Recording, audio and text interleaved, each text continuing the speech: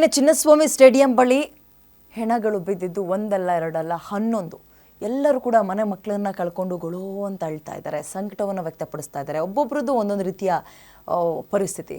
ಇದರಲ್ಲಿ ಇದು ಮೃತ ಚಿನ್ಮಯ್ ತಂದೆ ಕರುಣಾಕರ್ ಶೆಟ್ಟಿ ಅವರು ಮಾತಾಡ್ತಾ ಇದ್ರು. ನನ್ನ ಮಗಳು ಕ್ರಿಕೆಟ್ ಪ್ರೇಮಿಯೇ ಅಲ್ಲ, ಹಾಗೆ ನೋಡೋದಾದ್ರೆ ಫ್ರೆಂಡ್ಸ್ ಏನೋ ಕರೆದ್ರು ಅಂತ ಹೋದ್ಲು. ಅಲ್ಲ, ಈ ರೀತಿಯ ಲಕ್ಷಾಂತರ ಜನ ಸೇರಿರೋದು ಬೆಂಗಳೂರಿನಲ್ಲಿ ಇದೇ ಮೊದಲ. ಹಲವಾರು ಕಾರ್ಯಕ್ರಮಗಳನ್ನು ಇವೆಂಟ್ಗಳನ್ನು ಮಾಡಿದ್ರು, ಆಗ ಕ್ರೌಡ್ನ ನಿಭಾಯಿಸಿದ್ದಾರೆ. ಈಗ ಯಾಕೆ ಆಗಲಿಲ್ಲ? ನನ್ನ ಮಗಳು ಕ್ರಿಕೆಟ್ ಅಭಿಮಾನಿ ಅಲ್ಲ, ಸ್ನೇಹಿತರ ಜೊತೆ ಹೋಗಿದ್ಲಷ್ಟೇ. ಪುನೀತ್ ರಾಜ್ಕುಮಾರ್ ಶವಯಾತ್ರೆ ಆಯಿತು, ಅಲ್ಲೂ ಲಕ್ಷಾಂತರ ಜನ ಸೇರಿದ್ರು, ಆದರೆ ಅಲ್ಲಿ ಈ ರೀತಿ ಆಗಲಿಲ್ಲ. ಯಾಕೆ? ಸರ್ಕಾರ ಈ ಕ್ರೆಡಿಟನ್ನು ತಗೊಳ್ಳೋದ್ರಲ್ಲೇ ಇಂಪಾರ್ಟೆಂಟ್ ಅಥವಾ ಮುಳುಗಿ ಹೋಗ್ಬಿಡ್ತು. ನನ್ನ ಮಗಳ ಸಾವಿಗೆ ಸರ್ಕಾರವೇ ನೇರ ಹೊಣೆ ಅಂತ ಚಿನ್ಮಯ್ ತಂದೆ ಆಕ್ರೋಶವನ್ನು ವ್ಯಕ್ತಪಡಿಸಿದ್ರು. ನಮ್ಮ ಮೆಟ್ರೋ ರಿಪೋರ್ಟರ್ ಶಮಿ ಚಿನ್ಮಯ್ ತಂದೆಯನ್ನ ಈ ಸಂದರ್ಭದಲ್ಲಿ ಮಾತಾಡಿಸಿದ್ದಾರೆ, ಕೇಳೋಣ. RCB ಕಪ್ ಗೆದ್ದಂತಹ ಸಂದರ್ಭದಲ್ಲಿ ವಿಜಯೋತ್ಸವ ಕರ್ನಾಟಕದಲ್ಲಿ ಮಾಡಬೇಕು ಅನ್ನುವಂತಹ ಕಾರಣಕ್ಕೆ ಯಾರದ್ದೋ ನಿರ್ಲಕ್ಷ್ಯಕ್ಕೆ 11 ಜನ ಅಮಾಯಕರು ಬಲಿಯಾಗ್ತಾರೆ. ನನ್ನ ಜೊತೆ ಚಿನ್ಮಯ್, ಅದೇ 11 ಜನರಲ್ಲಿ ಒಬ್ಬರಾದಂತಹ ಚಿನ್ಮಯ್ ಅವರ ತಂದೆ ಇದ್ದಾರೆ. ಅವ್ರನ್ನ ನಾನು ಮಾತಾಡಿಸ್ತೀನಿ. ಸರ್ ನಮಸ್ತೆ. ಚಿನ್ಮಯ್ ಅವ್ರ ತಂದೆ ನೀವು. ಚಿನ್ಮಯ್ ಅವರು RCB ವಿಜಯೋತ್ಸವಕ್ಕೆ ಹೋಗಿದ್ರು. ಹೋಗುವಾಗ ನಿಮ್ಗೆ ಏನಾದ್ರು ಹೇಳಿ ಹೋಗಿದ್ರೆ? ಯಾರ ಜೊತೆ ಸೇರಿ ಹೋಗಿದ್ರು, ಏನಾದ್ರು ಗೊತ್ತಿಲ್ಲ? ಇದರಲ್ಲಿ ಮೇನ್ ಆಗಿ ನನ್ನ ಮಗಳು ಕ್ರಿಕೆಟ್ ಫ್ಯಾನೇ ಅಲ್ಲ. She is not A cricket fan. ಅವಳು ನಾರ್ಮಲ್ ಫಸ್ಟ್ ಇಯರ್ ಇಂಜಿನಿಯರಿಂಗ್ ಓದ್ತಾ ಇದ್ಲು. ನಾರ್ಮಲಾಗಿ ಹೋಗಿದ್ದಾಳೆ. 2 ಗಂಟೆಗೆ ಫೋನ್ ಮಾಡಲಿದ್ದು, ನಾವೀಗ ಹೋಗ್ತಾ ಇದ್ದೀವಿ ಅಂತ. ಕಾಲೇಜ್ಗೆ ಬಂದು ಅಲ್ಲಿಂದ ಹೋಗಿದ್ದಾರೆ. ಇದು ಸಿಲ್ಕ್ ಇನ್ಸ್ಟಿಟ್ಯೂಟಿಂದ ಹೊರಟೋಗಿದ್ದಾರೆ ಎಲ್ಲರೂ. ಆಮೇಲೆ ಅಗೇನ್ 3 ಗಂಟೆಗೆ ನನಗೆ ಪುನಃ ಕಾಲ್ ಮಾಡಿದ್ದಾಳೆ. ಇಡೀ ಮೆಟ್ರೋದಲ್ಲಿ ನಾವು ಮಾತ್ರ ಇದ್ದೀವಿ, ಇನ್ಯಾರು ಇಲ್ಲ ಅಂತ. ಆಮೇಲೆ 4:15 ಮೇಲೆ ಯಾವ ಫೋನ್ ನಂಗೆ ಬರಲಿಲ್ಲ. ನಾನು ಟ್ರೈ ಮಾಡ್ತೇನೆ ಇದೆ. ಆಮೇಲೆ 5:30 ಗಂಟೆಯಿಂದ ಡೈರೆಕ್ಟಾಗಿ ಮಣಿಪಾಲ್ ಹಾಸ್ಪಿಟ್ಲಿಂದ ಲೇಡಿ ಡಾಕ್ಟರ್ ಫೋನ್ ಮಾಡಿದ್ರು ನನಗೆ, ಈ ಥರ ಡೆತ್ ಆಗಿದೆ ಅಂತೇಳಿ.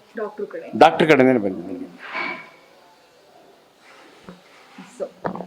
ಓಕೆ ಸರ್, ಅವರು ಈ ಥರ ವಿಷಯ ಗೊತ್ತಾಯಿತು ಆ್ಯಂಡ್ ಈಗ ಅವ್ರ ಕಾರ್ಯ ಎಲ್ಲ ಮುಗ್ದಿದೆ. ಆ್ಯಂಡ್ ಇದಕ್ಕೆ ಸರ್ಕಾರ ಒಂದಿಷ್ಟು ಜನ ಪೊಲೀಸ್ನವ್ರನ್ನ ಹೊಣೆ ಮಾಡಿತು, ಒಂದಿಷ್ಟು ಅಧಿಕಾರಿಗಳನ್ನ ಹೊಣೆ ಮಾಡಿ ತಲೆದಂಡ ಮಾಡಿತು.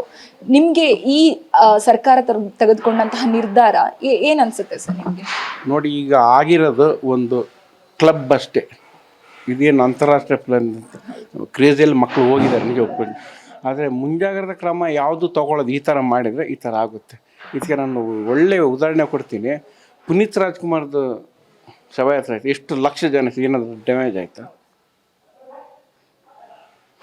ಇದು ಸರ್ಕಾರ ಒಪ್ಕೋಬೇಕು ನಮ್ಮದೇ ತಪ್ಪು ಅಂತ. ಅದನ್ನು ಬಿಟ್ಟು ಅವ್ರ ಮೇಲೆ ಇವ್ರ ಮೇಲೆ ಹಾಕೋದು ಅದು ಯಾವತ್ತೂ ಸರಿಯಾದ ಕ್ರಮ ಅಲ್ಲ. ಇನ್ನೂ ಹೆಚ್ಚಿನ ವಿಷಯ ಏನಂತಂದ್ರೆ ಸರ್, RCBಗೆ ಎಷ್ಟು ಲಕ್ಷಗಟ್ಟಲೆ ಜನ ಫ್ಯಾನ್ಸ್ ಇದ್ದಾರೆ, ಎಷ್ಟು ಕೋಟಿಗಟ್ಟಲೆ ಫ್ಯಾನ್ಸ್ ಇದ್ದಾರೆ. ಆ್ಯಂಡ್ ಆ ಕಪ್ಪು ಗೆಲುವಿಗೋಸ್ಕರ ಎಷ್ಟೋ ಜನರು ಕಾಯ್ತಾ ಇದ್ದಾರೆ ಅನ್ನೋ ವಿಚಾರ ಪ್ರತಿಯೊಬ್ಬರಿಗೂ ಗೊತ್ತಿತ್ತು.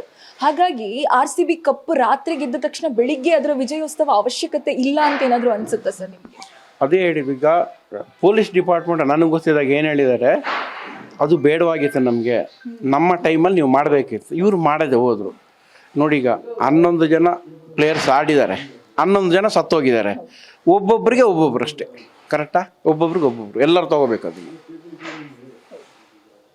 11 ಪ್ಲೇಯರ್ಸ್ 11 ಸತ್ತೋಗಿದ್ದಾರೆ. ಇನ್ನೂ ಎಷ್ಟು ಜನ ಇಂಜುರೀಸ್ ಇದ್ದಾರೆ ಅಂತ ನನಗೆ ಗೊತ್ತಿಲ್ಲ ಅದ್ರ ಬಗ್ಗೆ. ನೀವು ಹೇಳಿದಾಗಿನೇ 11 ಜನ ಸತ್ತೋದ್ರು, ಸಾಕಷ್ಟು ಜನ ಇಂಜುರೀಸ್ಗಳಾದ್ರು, ಗಾಯಾಳುಗಳಿದ್ರು. ಆದರೆ ಸರ್ ಏನು ಅಂತಂದ್ರೆ, ಇದೇ ಘಟನೆ ಬೇರೆ ಒಂದು ರಾಜ್ಯದಲ್ಲಿ ಸೂಪರ್ ಸ್ಟಾರ್ ಅಲ್ಲು ಅರ್ಜುನ್ ಅವರು ಹೋದಾಗ ಇಂಥದೇ ಒಂದು ಘಟನೆ ನಡೆಯಿತು. ಒಂದು ಮಹಿಳೆ ಅದಕ್ಕೆ ಬಲಿಯಾದಾಗ ಪೊಲೀಸ್ನವರು ಅಲ್ಲು ಅರ್ಜುನ್ ಅವ್ರನ್ನ ಅರೆಸ್ಟ್ ಮಾಡುವಂತ ಕೆಲಸ ಮಾಡಿದ್ರು.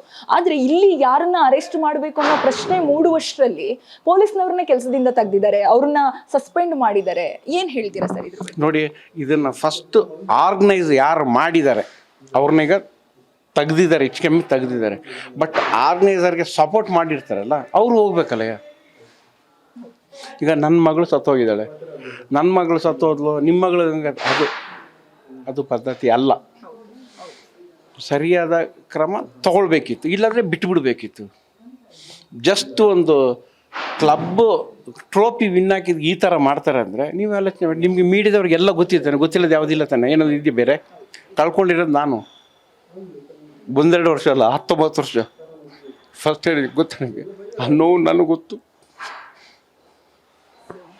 ಸಾರಿ ಸರ್, ನಿಮ್ಮ ನೋವು ಏನದು ನಮಗೆ ಅರ್ಥ ಆಗುತ್ತೆ. ಯಾಕಂತಂದ್ರೆ ಇದೇ ಘಟನೆ ನಮ್ಮ ಮನೇಲಾದ್ರೂ ಕೂಡ ನಾವು ಇದೇ ರೀತಿ ರಿಯಾಕ್ಟ್ ಮಾಡ್ತೀವಿ. ಆದ್ರೆ ಪರಿಸ್ಥಿತಿ ಏನು ಅಂದ್ರೆ ಸರ್, ನಿಜವಾಗಿನೂ ಇಂಥದ್ದೊಂದು ಅಮಾಯಕರು ಬಲಿಯಾದ್ರೂ ಕೂಡ ಸರಿಯಾದ ಶಿಕ್ಷೆ ತಗೊಳ್ಳಿಕ್ಕೆ ಯಾರೂ ಕೂಡ ಸಿದ್ಧರಿಲ್ಲ, ಯಾರೂ ಕೂಡ ತಮ್ಮ ತಪ್ಪನ್ನ ಒಪ್ಕೊಳ್ಳಿಕ್ಕೆ ಸಿದ್ಧ ಇಲ್ಲ.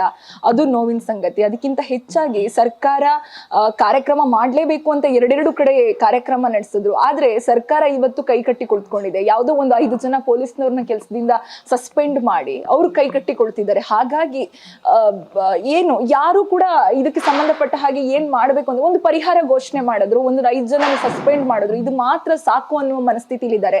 ಸರ್ಕಾರಕ್ಕೆ ಸರ್ ಕೊನೆಯದಾಗಿ ನೀವು ಏನ್ ಹೇಳ್ತೀರಾ? ಅಂದರೆ ಮೃತಪಟ್ಟವ್ರಿಗೆ ಎಲ್ಲರಿಗೂ ನೀವು ಪರಿಹಾರ ಕೊಡ್ತಾರಂದರೆ ಅದು ಹೆಂಡ್ ಆಗೋದೇ ಇಲ್ಲ. ಎಲ್ಲರೂ ಕೊಡ್ತಾನೆ ಹೋಗಿ ಅಲ್ಲ. ನಿಮ್ಮ ಮನೆಯವ್ರಿಗೆ ಪರಿಹಾರ ಕೊಟ್ಕೊಳ್ಳಿ ನೀವು. ಅಲ್ಲಿ ವಿಧಾನಸೌಧ ಮುಂಭಾಗದ ಎಷ್ಟು ಜನ ಕೂತಿದ್ರು, ಎಷ್ಟು ಜನಕ್ಕೆಲ್ಲ ಹೈ ಸೆಕ್ಯೂರಿಟಿ ಕೊಟ್ಟಿದ್ರು ಅಲ್ವಾ?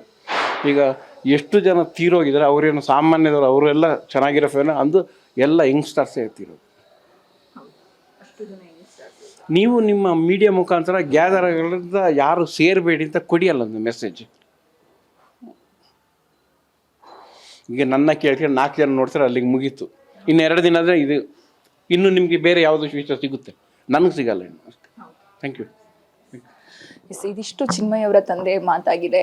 ಮಗಳನ್ನ ಕಳ್ಕೊಂಡಂತಹ ನೋವು ಅವರಲ್ಲಿದೆ. ಹಾಗೇನೆ ಸರ್ಕಾರ ಇದಕ್ಕೆ ಸಂಬಂಧಪಟ್ಟಾಗಿ ಸರಿಯಾದ ನಿರ್ಧಾರ ಕೂಡ ತಗೊಳ್ಳದೆ, ಕ್ರಮ ಕೂಡ ಜರುಗಿಸದೆ, ಮತ್ತೆ ಮುಂದೆ ಈ ರೀತಿಯಾದಂತಹ ಪರಿಸ್ಥಿತಿ ಯಾರಿಗೂ ಆಗಬಾರ್ದು ಅನ್ನುವಂತಹ ನೋವನ್ನ ಅವರು ವ್ಯಕ್ತಪಡಿಸ್ತಾ ಇದ್ದಾರೆ.